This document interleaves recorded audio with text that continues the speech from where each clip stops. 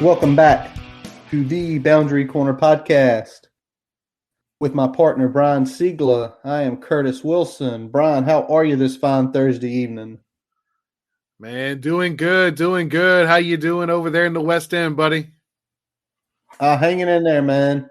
And what feels like an extremely long week. We're wrapping that up tomorrow with it being Friday. Had some baseball tonight.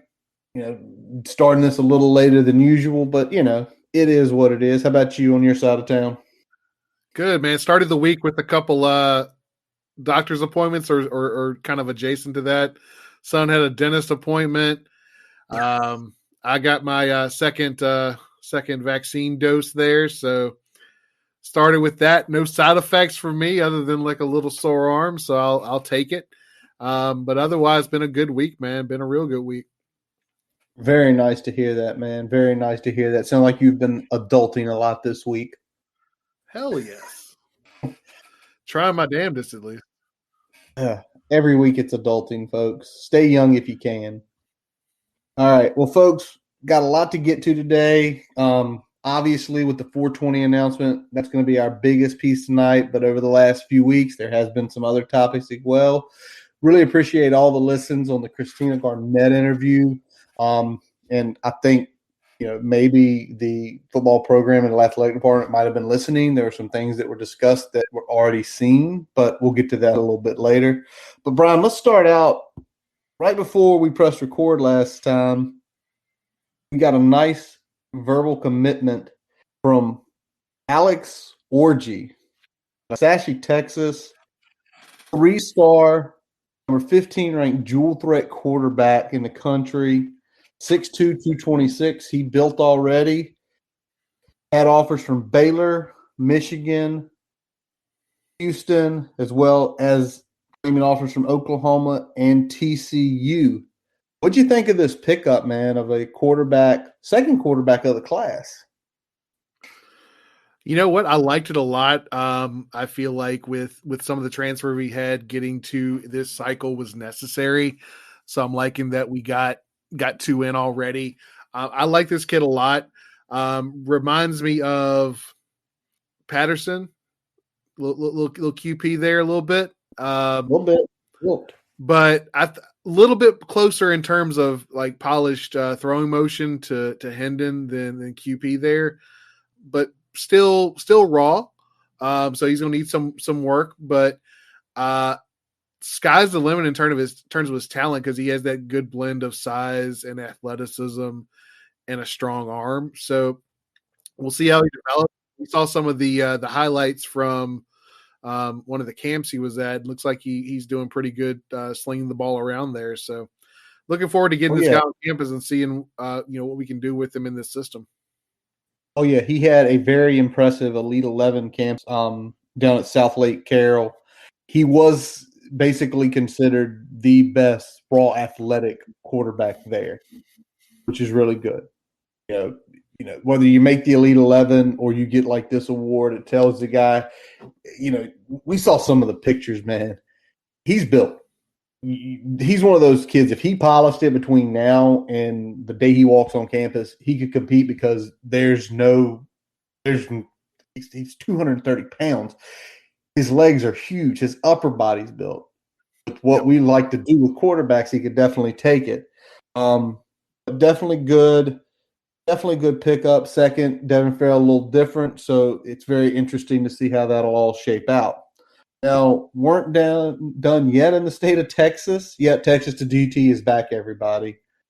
Yeah, Texas to VT is back. Gone but not forgotten. But very interesting recruit here. Johnny Dixon, the offensive guard out of Flower Bluff down in Corpus Christi, Texas. 88, 3-star, the 13th ranked guard in the country. So again, as you get into the offensive line, as you start getting into those teens is where you're starting to see guys who are 4-star, 5-star. He's borderlining it right now. Had offers from Oklahoma, Oklahoma State, Texas A&M, And one that really kind of caught some folks' eyes out there, and I saw somebody mention this, Arkansas. Arkansas is coached by Sam Pittman. Sam Pittman was the guy who put the Georgia offensive lines together the last 3 or 4 years before he took the Arkansas job. One of those things somebody said is Sam Pittman offered him, you want a player like that. I agree 100% with him. Brian, did you get a chance to peek at his tape since he just committed yesterday? I haven't got to look at much of his tape yet, but what I've seen from some of the stuff that's been posted on social media, looks like a perfect fit at guard. Definitely a need position in terms of the next 3 years, in terms of building out the roster, especially the way we've been looking at the offensive line. Still concerned about depth on that unit over the course of the next few years. So it's nice to get a guy in there. And with some of the whispers we're hearing about Jack sliding down it potentially center, that's some we're starting to fill in at least the interior line over the next couple of years potentially. So we'll see what happens at the tackle position, and if we're able to bring in another transfer or get some high 3 and low 4-star guys in at that position going forward. But getting a guy like Johnny Dixon in is going to definitely help, and playing that Texas competition. I'm not sure about the league, whether it's a high level competition league, but there's pretty much no slouches out there in Texas. So, and having a guy that used to be in the 757 area too, kind of understands the program and what it's all about. So good pickup. I will say though, I'll throw a little criticism on the end of this year. Right now we're treating a guy like Johnny Dixon as kind of like top flight level of the class, where it really should be like the meat and potatoes of a class. Yeah, true. I'm with you on that. Johnny Dixon's a damn good pickup with what he does and where he ranks, but he is not. He should not be the crown jewel of the class. That is no disrespect to him. So everybody jumping them down. Is it good you got 2 of these commits? Are they solid players? Yeah, but this is kind of what happened last year. You're still looking for the crown jewels. You're still looking for the more elite guys to put at the top of your class, where you have guys like Johnny who are really good players. Now, could Dixon and Orji step up, potentially be, as, sort of the crown jewels? Yes. They both have the build. They're both playing in leagues. So they have the potential, but you don't want to be banking this early on guys like that to be your crown jewels. Yeah, we're still talking about, late April here. We don't want to count guys that are high 3 stars that they're going to get a bump up to that 4-star range. And if they get the bump, they're going to be like in that fringe area anyway. They're just going to be on the other side of the rope there. So that's still nothing to necessarily hang your hat on. At the same time, they're good, solid pickups and should be good contributors to the program going forward. But if we want to build that recruiting momentum, we're going to need to start landing more of the 4-star guys to kind of, beat our chest a little bit and show the rest of the ACC that we mean some business on the recruiting trail. Absolutely. Absolutely. Let's turn real quick, and probably in a few weeks here, guys, we're probably going to go a little bit more in depth into spring practice. Again, things have been going on in our lives that kind of prevented us from keeping a good, hard grasp of what was going on.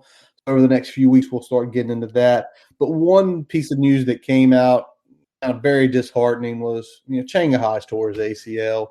And you feel for the guy, played up at Villanova, wanted to essentially take that step up in competition to get more eyes on him, potentially because he put good numbers up at Villanova. Go to Virginia Tech, D1, play an ACC-type schedule, and I put up numbers maybe I looked at in the NFL. Came in so late last year and kind of started flashing at the end of the season. But it just stinks because we saw what he did in that UVA game as a stick mover. And you want a guy like that. You want a guy that can make easy throws with a quarterback. What do you think, Brian? Yeah, I think he did a really good job of later in the season getting some separation from the corners and the secondary that he was going up against. having a guy like that, just to, even if it's coming in to give Trey a series off here or there, working in the slot if he needs to, giving some of the other guys a break there. If he could just have gotten some extra reps there, I think he would have helped us a lot. But that's where this stinks here, man, because he definitely could have been a high level contributor at a position where we don't have a whole lot of experience depth. I feel like we got a good number of wide receivers in general, but we don't have very many guys at this point that you can count on, like that we know we can count on because we've seen them do it. And we're getting less by the day, and that's getting a little scary that, beyond the first 3 or 4 guys, who are we going to count on? So that's concerning. And Changa going down with that injury definitely, makes that even more of a dicey situation. So hopefully we can either get a guy in the portal to shore that up a little bit, or, some of the other guys, step up this fall. Absolutely. 100%. More people have got to step up, and it's one of those places we have a lot of bodies there who can go out and provide that help. It'll be very interesting to see. All right, Brian, let's one last piece. We hit it a little bit with Christina. The shortfalls of the athletic department and the football program to put on. Okay, you don't want to do a spring game. You don't want to bring people to the city, the town of Blacksburg's complaining. You're trying to be safe. We're trying to get it over with. Not having a spring game is one thing. We should have at least had a spring production. Do you agree? Some sort of something streamed somewhere should have happened. Whether that's a practice that had cameras, whether that was an actual scrimmage where they just streamed on the ACC network or on Hokie Sports, whatever it was, there needed to be something, especially if you were about to announce this fucking Reach for Excellence campaign. Like, dumbasses. What better? I mean, you talked about it that you were originally planning to roll it out at spring game last year. Get some buzz behind the program going into this offseason, going into this little stretch where there's not a lot of news. Get some buzz so people open their wallets even more freely than they did based on the announcement. Like, it's so easy. And the thing that stinks for me is that you had, like, that's all fan based stuff, right? So most of the stuff we're talking about right now was engaging fans and stuff like that. But there's so much that could have been done, like getting recruits to look at this, that really could have helped on the trail. And not so it's not just a donor thing, it's not just a fan thing. This could have really helped on the recruiting trail as well, saying this is what we're doing. I mean, UCF had like the hashtag jerseys that they had out there. Florida State did something. I mean, there were so many unique ways of having some sort of spring, even if you didn't have people in the stadium at the tailgate, wallets in the stands and shit like that. Like, there's so many other ways to generate buzz and donations and recruiting that could have been used that weren't. I just see it as a missed opportunity. I don't really care that I couldn't come to the game. It's a missed opportunity to do all those other things. Well, it's where you're bullshitting back in December. We're going to make more access. You made no access. Like, we got a repackaged version of the Hard Hat series with more actual practice live footage. But again, we're still not, and Christine talked about it, and we talked about it a little bit. We're not getting the reciprocal stuff. We're not getting the back and forth. We're getting here is the stuff you requested, and we either take it or we don't. There's not that, let me get you involved in the program, feel like you're a part of it. It's what she said. It doesn't feel like a fan is running it. It feels like a corporation. Oh, here's what you get. Here's what you get here. And it's like, screw that. We wanted to see a game. And some people are like, well, recruits won't look at it. Well, if you package it right, they will. If you package it where you're talking to players, where, you know what, they should have done smart, went super silent on it, recorded it, talk to the players on the sideline and say, hey, hey, two nights from now, check out ACC Network. Our stuff's dropping. I say some things on there. Our current guys talking to recruits. Our coach is saying things to recruits. Again, everybody has been on it. And you know what? I think it's partially true. Justin Fuente didn't want to have a spring game. And this was his easy way out. He could say in the presser, I miss having people here.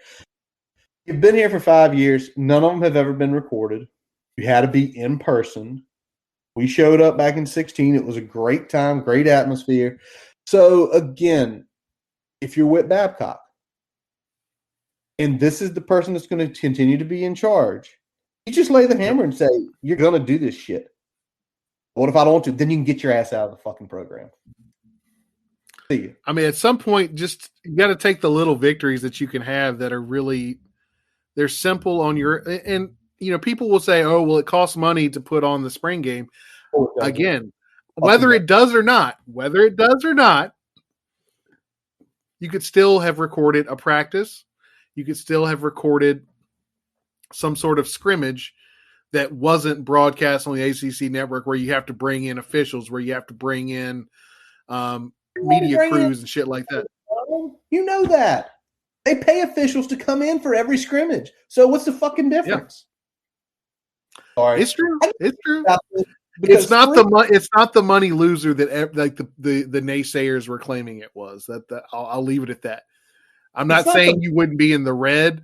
I just simply think, regardless of what that red is, and knowing it's not that much, it would have been worth it to get it on either the network, on Hokie Sports, scrimmage, practice, whatever the fuck you wanted it to be.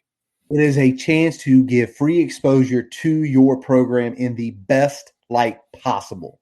Yep. And you don't do it. That is a failure of the leadership of the program and the athletic department, in my humble opinion. Boom. All right, let's jump off that, because we could go on that for days. All right, real quick, our nice package defensive line feature with Coach Bill Tyrrellnick, Norrell Pollard, Mario Kendricks. I loved it. I think they did a good job. I like the kind of the realness of the discussion, and kind of letting the players say what they want to say. And then I feel like Coach Tyrrellnick kind of wrapped it in a bow well and kind of related it back to stuff you see on the field. I thought it was informative. I liked his energy that he brought to the D-line practice sessions. And I liked how guys were holding each other accountable on the practice field as well. I thought that was a good representation. So overall, no complaints on that. I just feel like we need more or something different to go along with that. If that was in conjunction with more like fan-friendly events and things like that, perfect, no complaints. But that is being the deepest dive of impact that fans are getting and not getting that reciprocal thing. That's where it kind of hurts for me. So that's really my only complaint, is that this is the most we get, not the content itself. It's the most we get. The content itself is solid. The content itself should be, again, that's a nice little package to have every few weeks. But there's more. Yeah. And want more. We're not satisfied with little packages, because little packages is just like, okay, great. I got to know a little bit more about Mario, see him on the field, hear him. That's cool. I want more. But let's move on, Brian.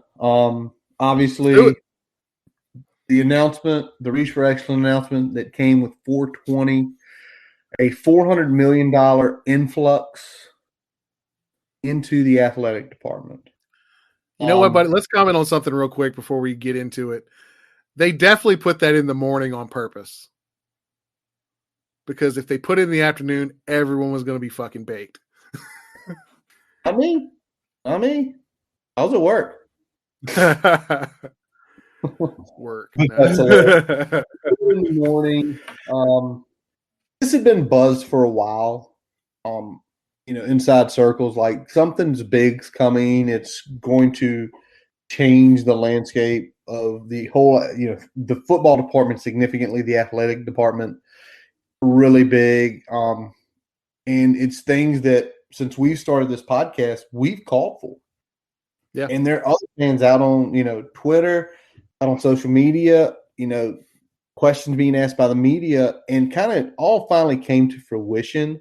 And we're going to kind of hit it in piece by piece, Coach. We're going to start with comments from Tim Sands, then Witt, look at the castle renovation, and then get into the football stuff. Ron, let's just go ahead. Let's start with the Sands. He said it. He freaking said it. Finally, athletics are important. Were you shocked? I wasn't shocked that he thought it. I'm shocked he said it out loud. Because anybody that looks at any data piece about Virginia Tech knows that athletics have driven a lot of the economic goodwill in the community and in the school. Yep. If you don't see that, you're fucking blind. It was nice that he said it. He did point out that like some of the efforts with this started with the Boundless Impact campus-wide fundraising campaign that began, I guess they were discussing it as far as 4 years back. They launched it in earnest in early 2019. And this was kind of supposed to be built off from that and then announced at the spring game in 2020. And then obviously COVID happened and things shut down in mid-March, and apparently everything got put on hold, which was probably the right move. But I think in the interim, we didn't realize how much goodwill the program in general would lose in the interim. And I think that kind of put the impetus on them to get this out as soon as possible and get this ball rolling. And I mean, they've talked about some of the things that were part of this were starting to be put in place without a formal announcement last year, like some of the additional recruiting positions. But it was good to hear Sands acknowledge that, and then it was good to hear what Witt had to say after that. It's very true. The biggest piece of it that, $400 million, but the university itself is going to be increasing its money to help move Virginia Tech into the operating, having the operating money of the top third of the programs in the ACC. And you start moving top third of the ACC, you're essentially moving into the top 25 in the country.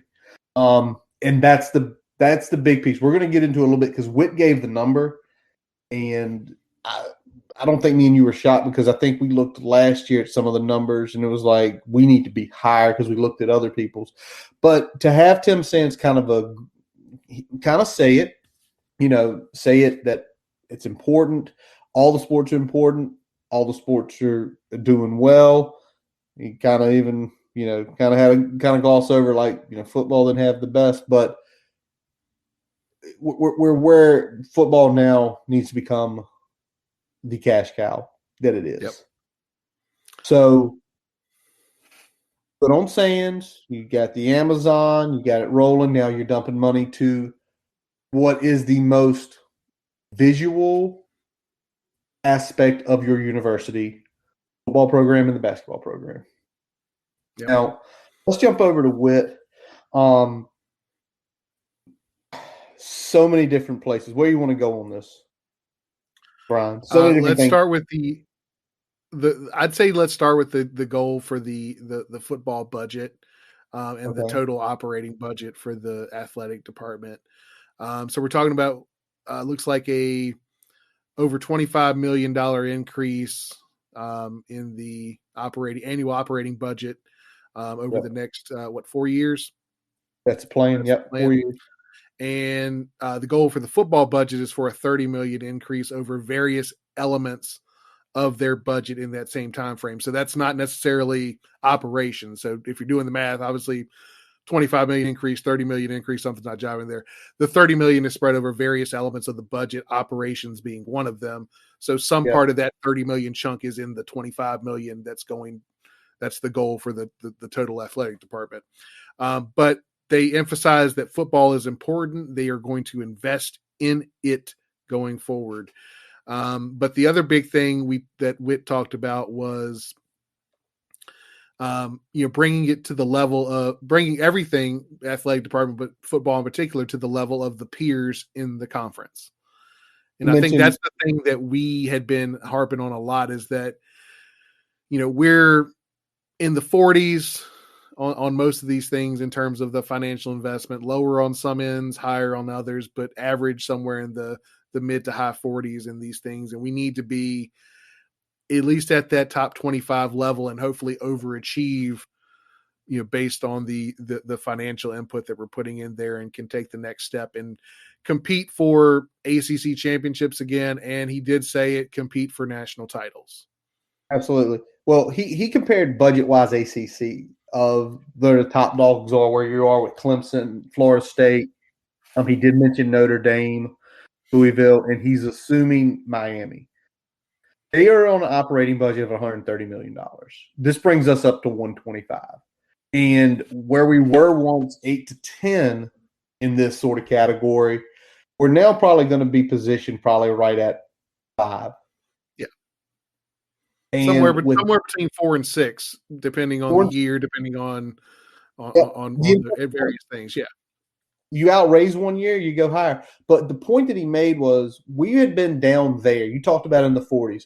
We're talking about in the bottom half of the ACC finance-wise and still overachieving.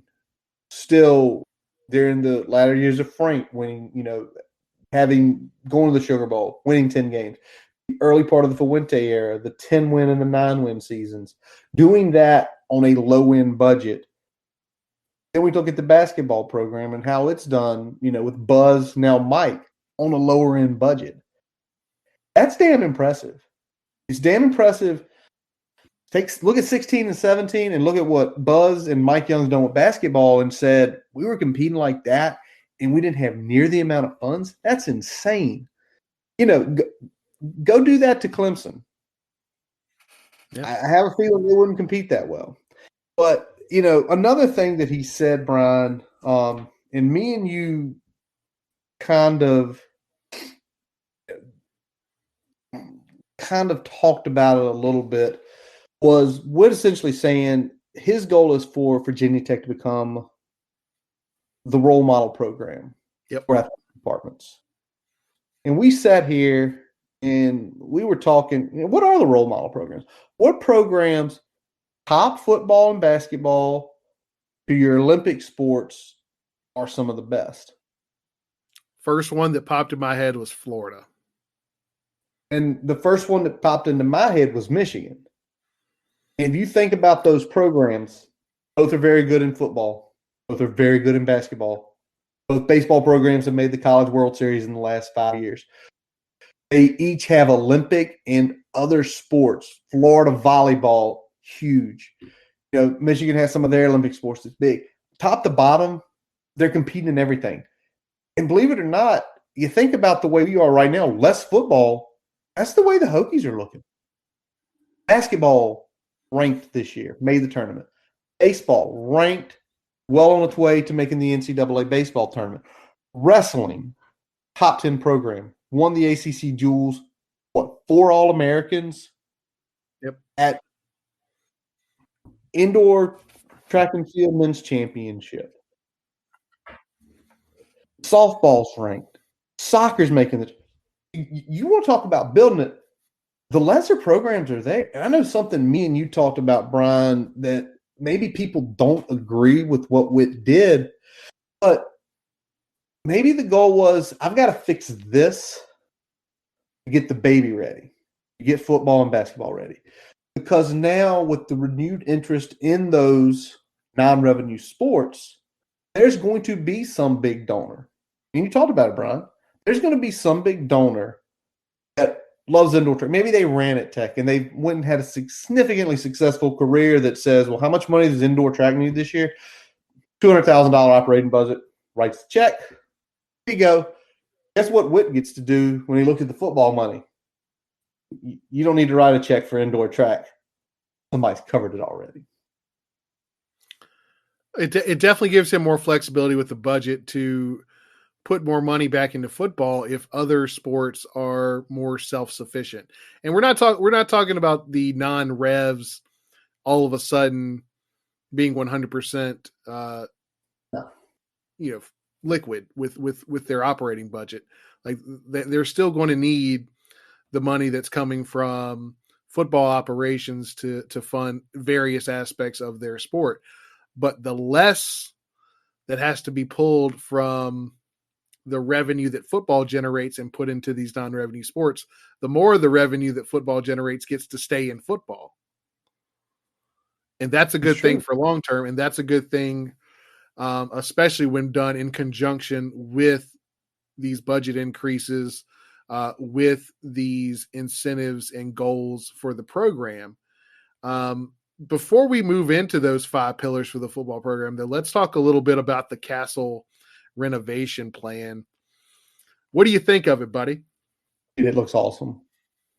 I mean, it really does. It is, it's taking a piece of architecture that was built late 1960s, early 1970s. It's keeping the architectural integrity there, but bringing it into the 21st century.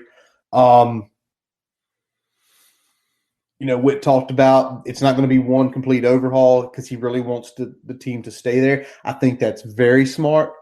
I think, trying to move it down to Salem Civic Center or over to the Roanoke Civic Center while you're doing this, don't do that. You've got a buzz going with Mike Young right now. Yep. Keep not only the fans engaged to being on campus, keep the students engaged to being on campus. And keep that home court advantage in place too, because people do not like to play in Castle. No, they don't. They don't. It is I've never been in Castle. Goal will be to go probably in the next few years during the renovations. But again, those buildings, the way they're built, it's just like, think about shooting the free throws about the way it's set up. It's an awkward free throw shot to the student section. They show that behind picture, and you're like, man, that is the depth perception with the fans kind of going up, down. Very weird. Tough place to play. Now, Brian, we talked about the 4-year phase. Me and Brian, Whit Babcock, if you're listening, we want to tell you how this phase needs to be done. All right?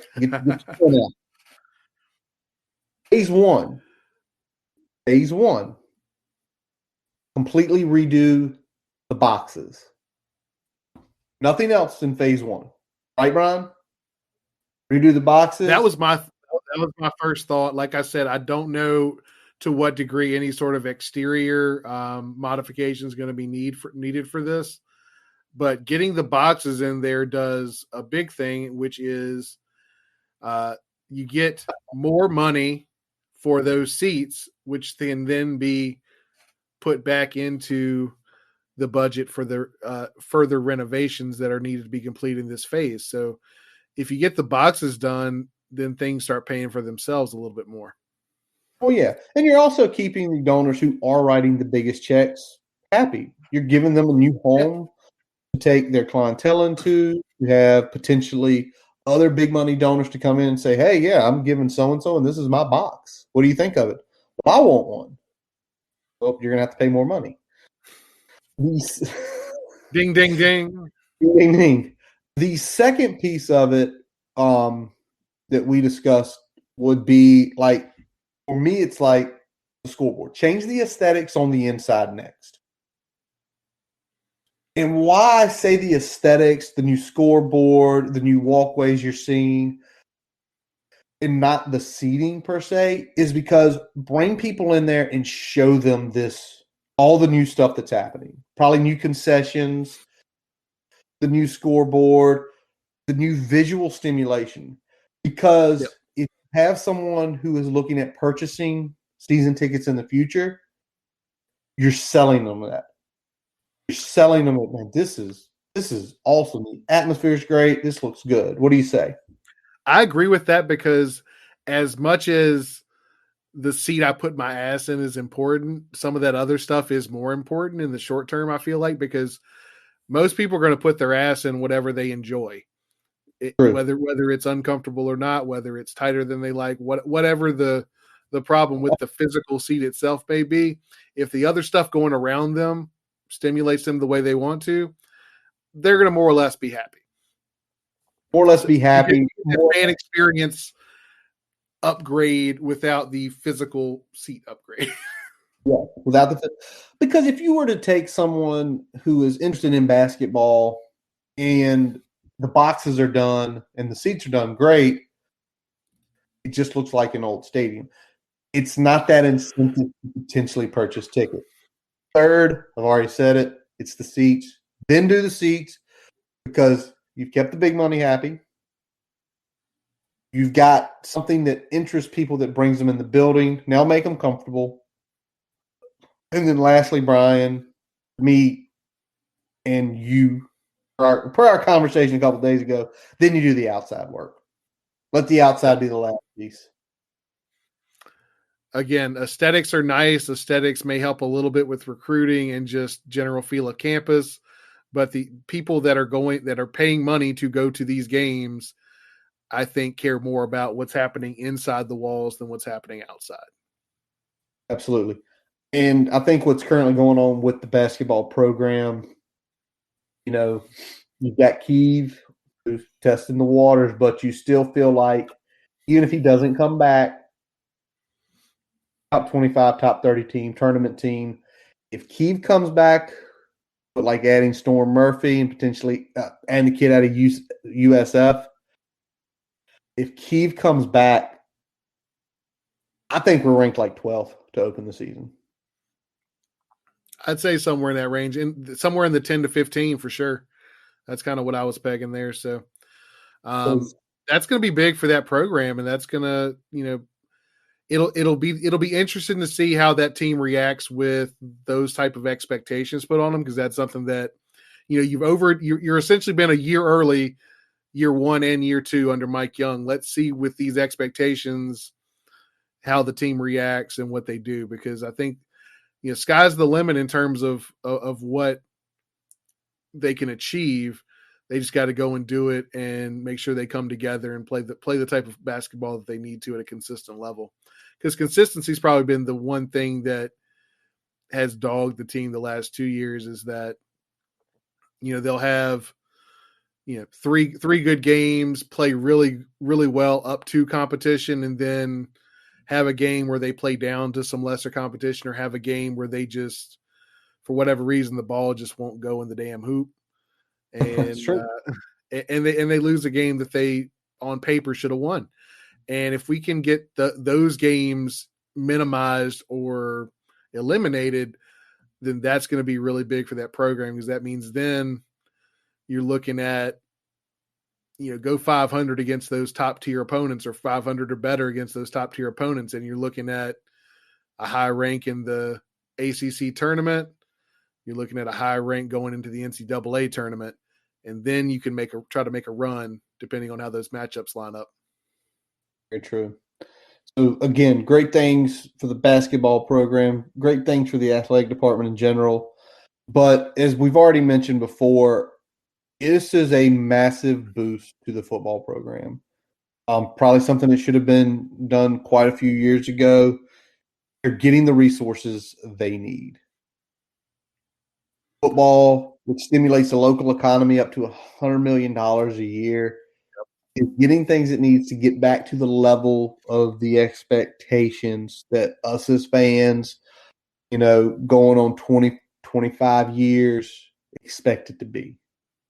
And what we're going to go through now, guys, is we're going to break down the 5 sections that were specifically discussed with the dollar amounts, and kind of not only how we think it's going to help, but a little bit of maybe our visions of what we hope they do.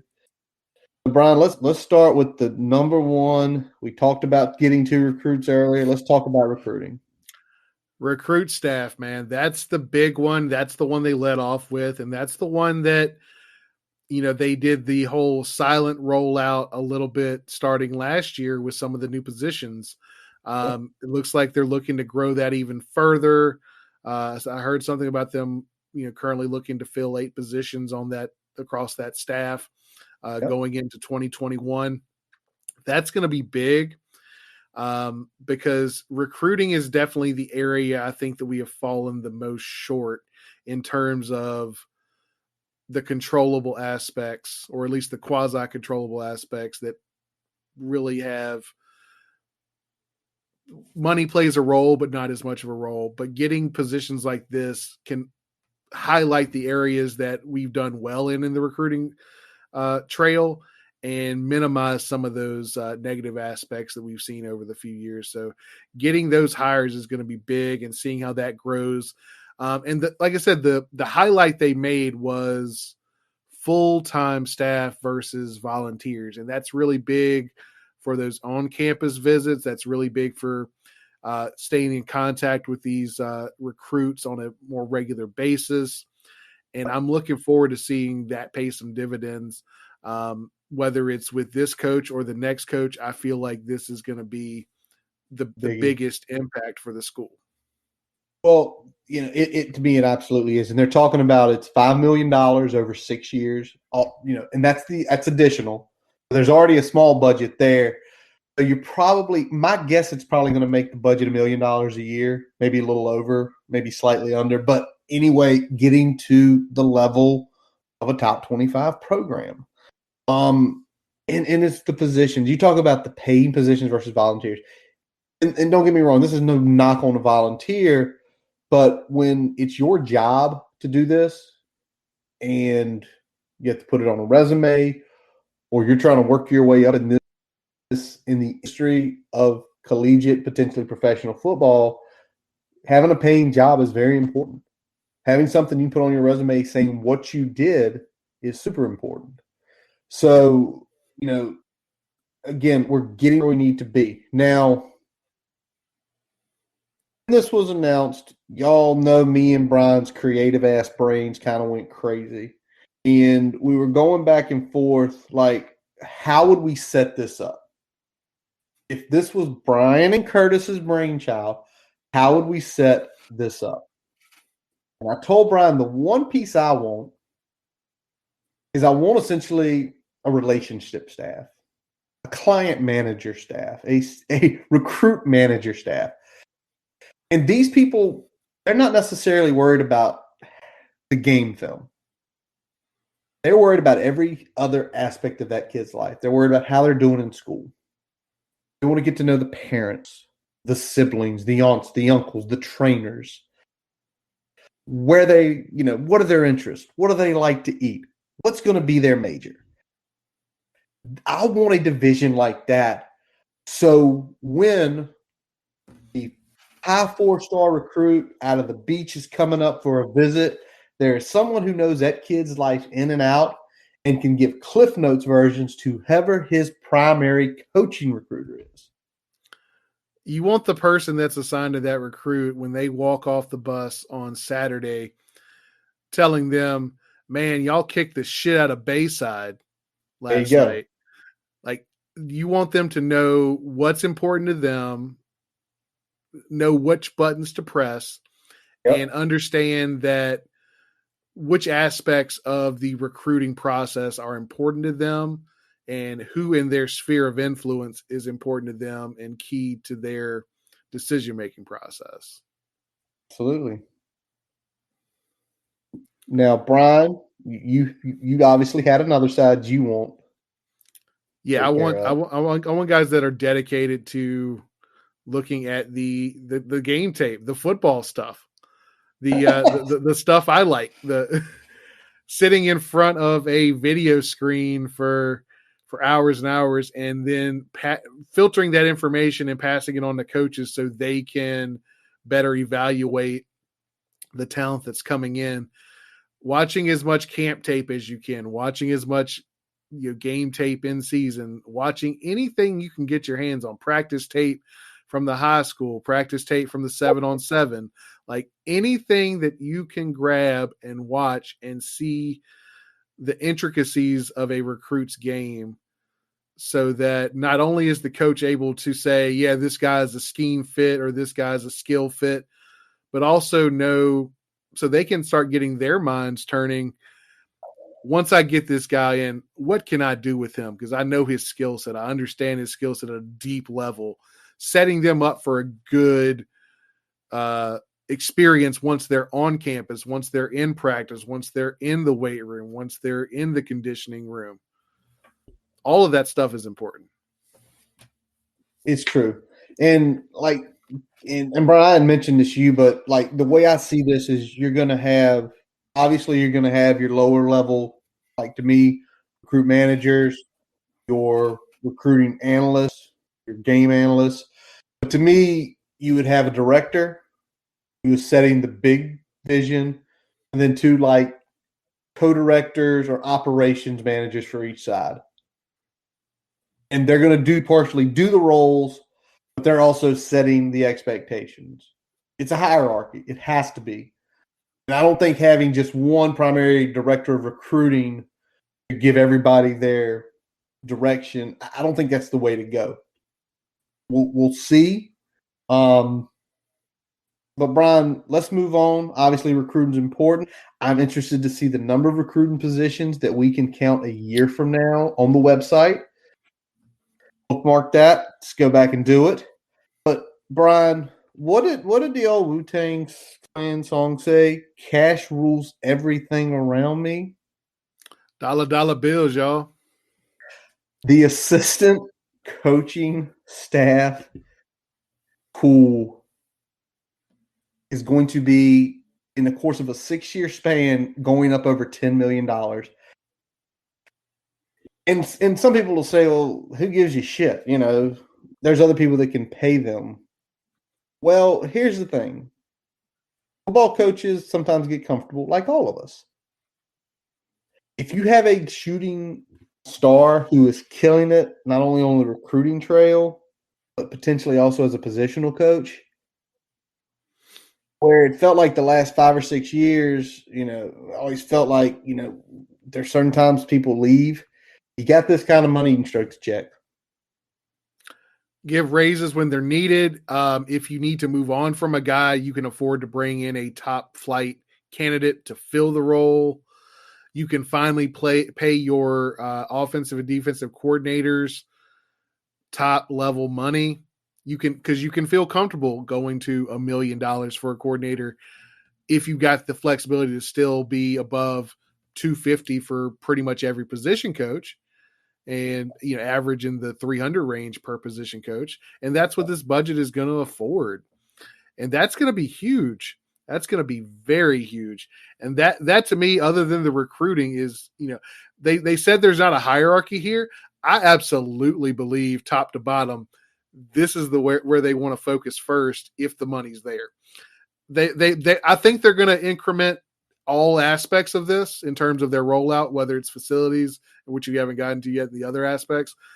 But, if you're putting chips in a bucket, they're putting 2 or 3 chips in the first 2 or 3 buckets when they're putting 1 or 2 in the last 2. That's just the way I'm seeing it. You damn right it is. And, think about the assistant pool and think of it, those out there, think of it this way. We've been on record saying we don't feel great about this upcoming season. Just don't. Hope we're wrong. We hope we're wrong. We hope we are proved wrong at the end of the year. But now with this type of assistant coach's budget, when you go out and pay, because we're clearly paying top dollar for their head coach. Yep. Second highest paid in the ACC. I think he is a top 20 paid head coach. I'd have to go look. If not, he's borderlining it. I want to say 16, but I could be wrong with that. But I think it's top 20. So he's not getting lowball money. We know we can pay the coach. But what it means is if we do have that bad season and we do have to terminate the current head coach, when you go out and go look for that next head coach, you're laying to say, whatever you want for your assistant coaches, we're going to be able to get it done. And with the recruiting staff, however you want this built and looking, we're going to be able to get it done. And you're talking about opening up a candidacy of maybe, well, here's the 3 or 4 guys we're looking at to say, listen, we can look at a lot of different potential head coaches, and they can look at the absolute top dollar assistants. All right, Brian. The other one, the pillar number 3, which isn't trailing too far behind. If the first two got 3 drops, 3 coins in the bucket, this one's probably getting 2. But the football operations staff, which Brian kind of sits there and says, where was this 20 years ago when I graduated college? But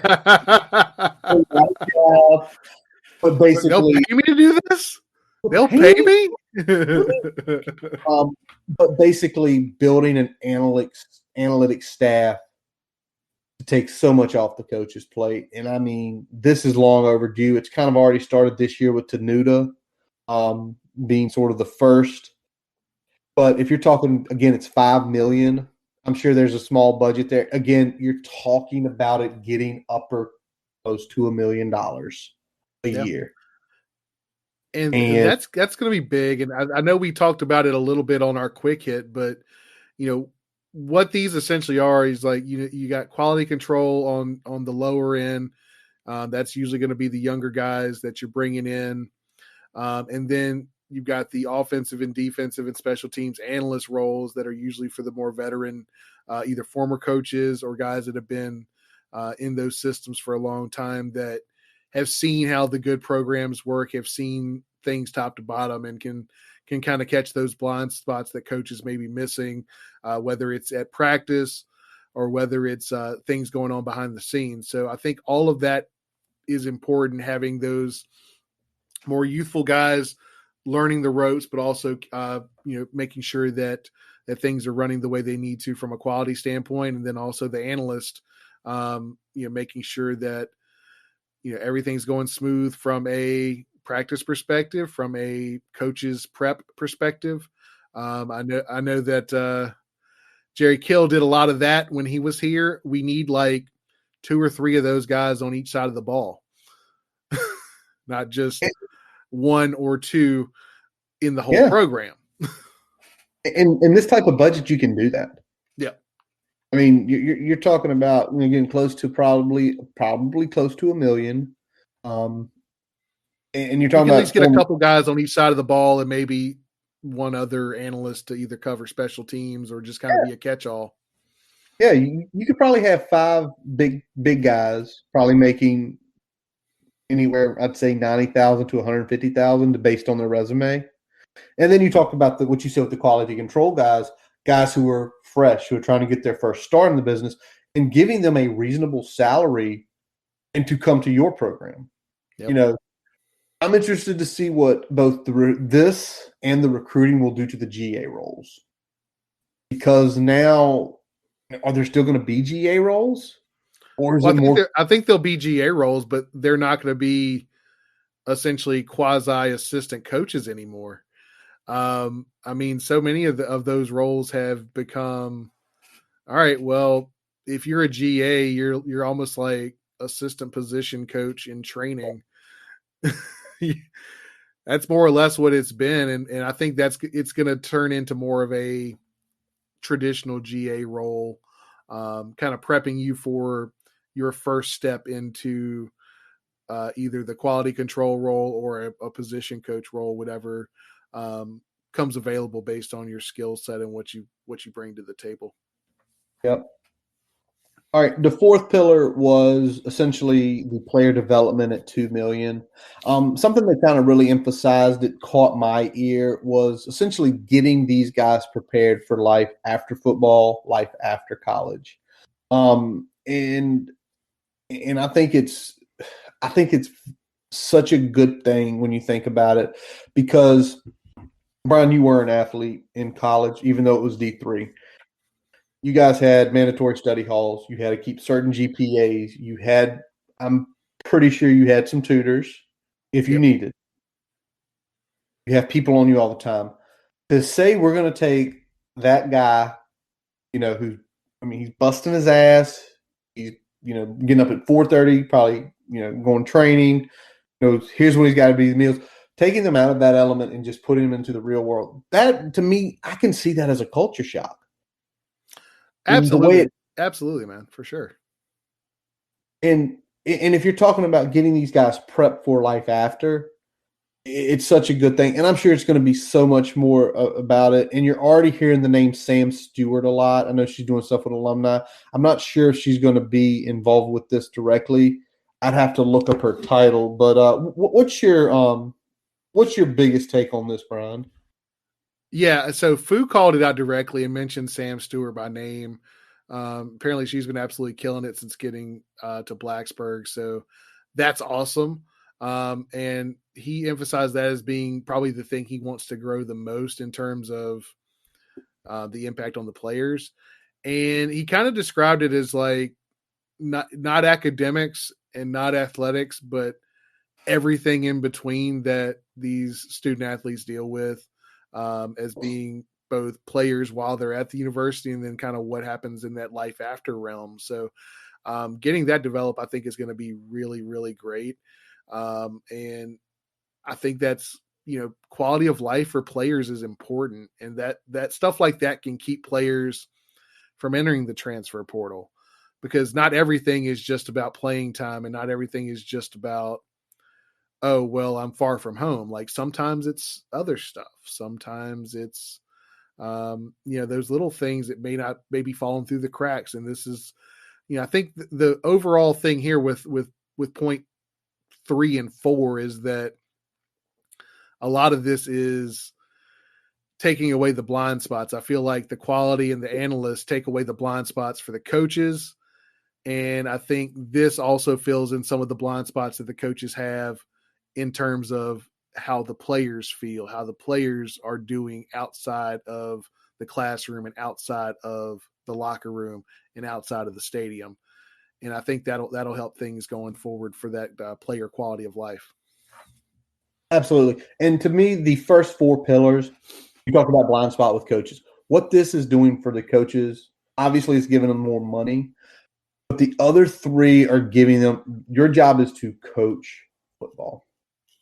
Is your job to be involved in the player's life? Hell yeah.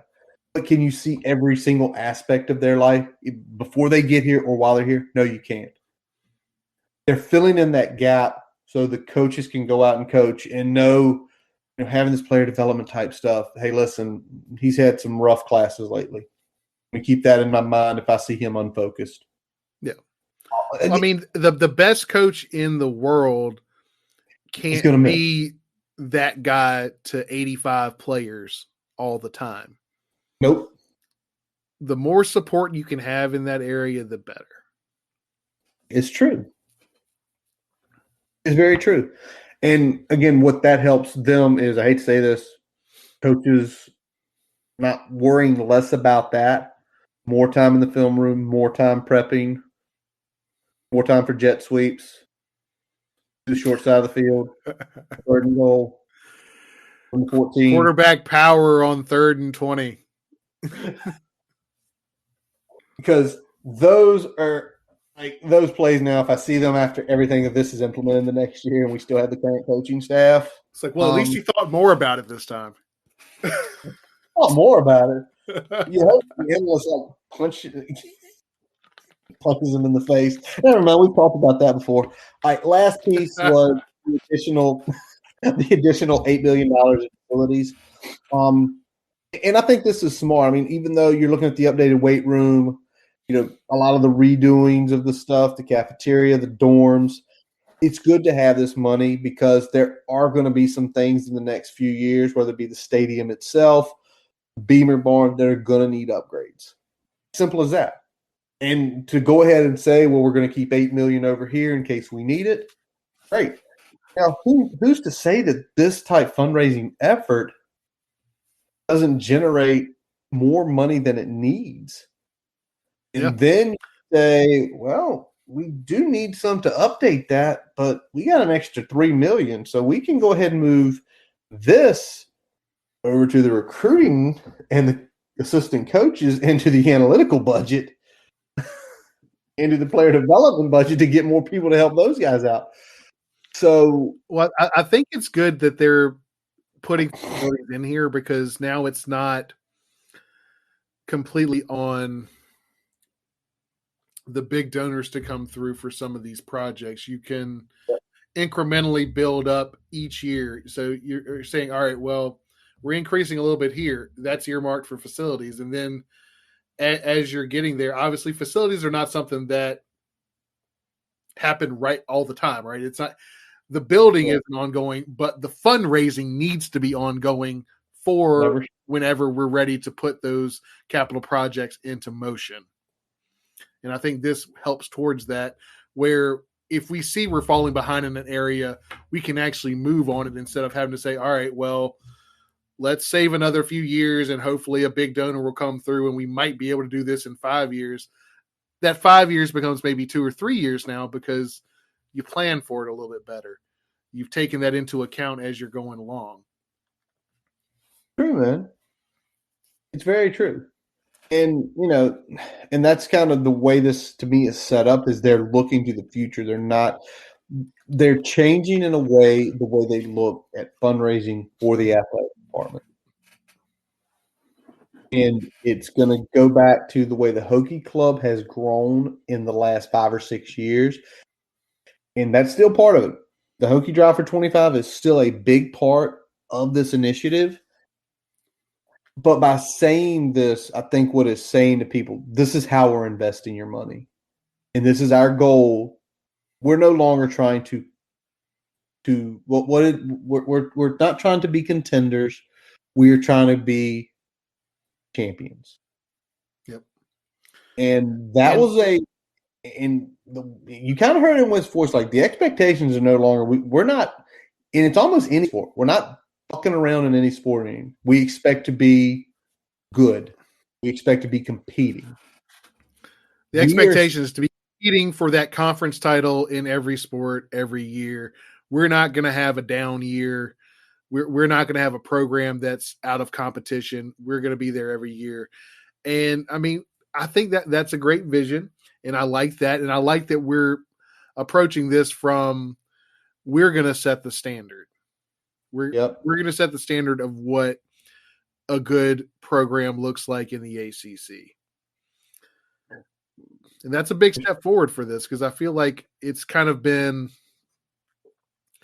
the way it's been before. It's kind of been like the difference between like stepping up or doing box jumps. Like, so instead of stepping up gradually, we'll like be flat for several years. And then we're like, oh, we got to catch up. And then flat for several years. Oh, we got to catch up a little bit. We're not doing that anymore. There's a climb now, and there's an aiming point, and I feel like that having that aiming point for the program is going to be good, regardless of who's the coach in a couple of years. We're setting up whoever is leading these individual teams for success. It's very true, man. Now, Brian, I need you to put your Peter Griffin hat on, because there was something done during the presentation. Well, just go ahead and, ladies and gentlemen, Brian Siegler. While we cut to Q&A, while we cut the live feed for the Q&A, you already got the live feed set up. It's already there. Just leave it on, and we listen, and we hear it in real time. And you know what? You're not shortchanging the journalists there, because I'll hear it and I'll still go out there and read what Mike Nizolik writes about it or what David Teal writes about it. I'm still going to do that. Yes. It's not stopping me from digesting their content. It's not stopping me from enjoying what you're putting out there. We watched the Q&A. We jumped on together and watched it. And we also read everything that was written about it, whether on Twitter or in local publications, about the Reach for Excellence campaign. We will digest it. Don't hide it from us. Especially when we see – we watched both of us, we watched the Reach for Excellence presentation live. And then today, right? All right, folks. It was. It's been a week, man. It's been a week. Every day feels like two. But we're sitting here and we're watching it, and we pause it and say, why the bleep didn't you just keep the damn thing going? You're using the same camera angles. You're not showing the press or the crowd. You're literally showing this or an off shot when someone's asking the question. You're not doing anything different. It's dumb. It's just dumb. So stop it. Stop it. There it's officially now. You know, Brian, we were nice a few weeks ago about we understand if you can't live stream it, but tell us when it is. And guess what? They told us when the Fuente thing was, which is great for us because at 10 o'clock we got to watch the or Twitter follow the interview. Didn't watch that one, folks. Life's crazy. But you now shown us it's really not that hard to do a live stream. So you have no more excuses. You know who you are. You know who you are. And much like his Twitter post, he timed the release of the live stream because it ran about 2/3 of the way into Mike Nizolik's first question, and then the live stream cut out. Of course he did. All right, Brian, anything breaking on the Twitter sphere or in general? By the way, we will not be here next week, folks. We're going to be probably doing it every couple weeks now. But next week is the draft. Best of luck to all of the Hokies in the draft. Brian's crossing his fingers that a certain guy slips down the board a little bit for the offensive. I am now officially, because of the small back surgery that Caleb Farley had, I've now got fingers crossed that he can slip out of the first round. And since we only essentially have about 5 roster spots for the Niners, I'm really hoping that he slips far enough, we just take some capital and go up and get him. Okay. While we probably could use an extra cornerback, I don't think he's the best scheme fit for the system that we have. So I am not hoping the same thing. In general, I hope he makes it in the first round just because that's good for the program and good for him, obviously, because that means more money, which is never a bad thing, especially when it comes to football players on their first contract. So I hope that's good for him.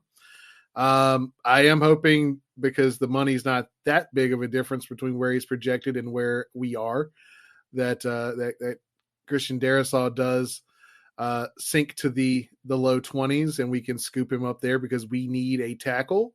Whether we end up slugging him in right there at left or doing some switching and put him in at right, I think he's going to be good. I'd be happy with him on either side of the line there. So yeah, it's very true, buddy.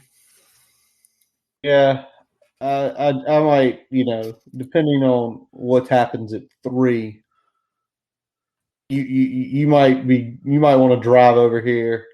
I'm gonna go. He's gonna text me like, "I'm coming over to live stream you on the curb of your house crying." I'll bring liquor. I have to, man. I swear. As y'all know, I'm a 49ers fan, and all I keep hearing is Mac Jones. Mac Jones, he's the fit. He's the fit. And it's like, this kid's got my body.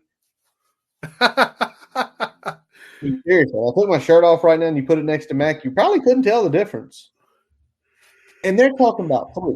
Listen, if we were at 12 and we took him, I'd have no issue. You do not trade that much draft capital to get at what is best a Kirk Cousins at best. That is his ceiling. His floor is any backup player, any backup quarterback in the league. And do we need to remind folks where Kirk Cousins was taken? Even if you want to argue Kirk Cousins was taken too low, he was still taken well past pick number 3. Yes, he was. The other issue is with Mac, and this is me. I don't know what he is. And a lot of people say, "Oh, well, he's a great processor." It's really easy to process when no one's at your feet and when your guys are getting wide open. It's really easy to process. And so he's essentially going to be playing with what this year is probably going to be 4 guys taken in the first 2 rounds, 2 offensive, actually 5. Oh, I'm sorry. I missed an extra player there. How could I?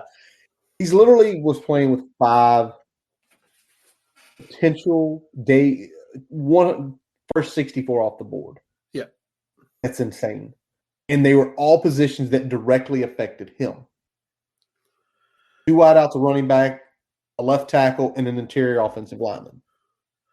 So think of it like this. What he was doing at Bama is like if you took the top flight players of an NFL offense and they got to go against the scout team all the time or against the rookies on defense all the time.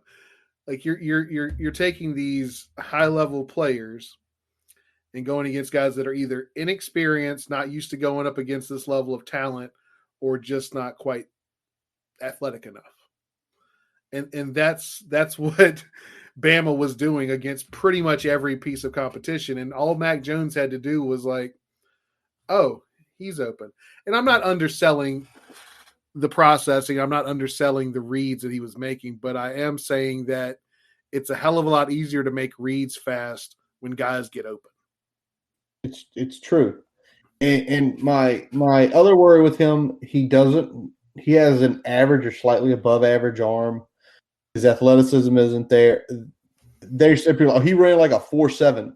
Dude, he ran like a 4.9. I've seen that kid run. Man, any 40, add at least a tenth to it this year. At least.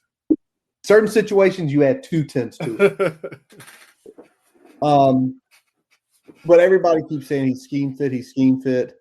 And I'm really hoping it's one of the other 3 quarterbacks because, you know, everybody's like, well, he could be Brady. This is like, sorry, I didn't mean to laugh that out loud. let me dig at this a little bit, though. Tom Brady this year, how many number 1 receivers were on that team? Like any other team, they would have been a number 1 receiver. 3. Mike Evans, Chris Godwin. How many upper echelon tight ends did he have that would have been starters on any other team? 2. 3. You got O.J. Howard. Yeah, I always forget O.J. Howard. How many potential starting running backs did he have on the team this year? At least 2. At least 2. 3 by the end of the year. Was it a mid-grade offensive line? Nah. They ranked 5th. They were the 5th ranked best line of the league. 5th. Guess where the defense ranked? Top 10? 6. He's like Tom Brady. Do you know how tough it is to get the amount of talent? All right, Brian, you got anything else tonight, big guy? I'm good, buddy. I'm good. We got our NFL dose in there. We had to because we might be Skyping or on Discord later, maybe on Thursday, so you can hear me cry or something. But that is going to wrap up this episode of the Boundary Corner podcast. I'm Curtis Wilson. I'm Brian Sigla. Follow us on Twitter, Facebook, and subscribe for the podcast on your favorite source, including Spotify, Amazon, and Apple Podcasts. Also, guys, visit our website, boundarycornervt.com. As always, we let our buddy Jason Long play us in. He plays us out. Catch him on Spotify and Apple Music. We thank you for listening. Please rate, review the podcast. DM us if you have questions, something you want to talk about. And as always, let's go. Hokies.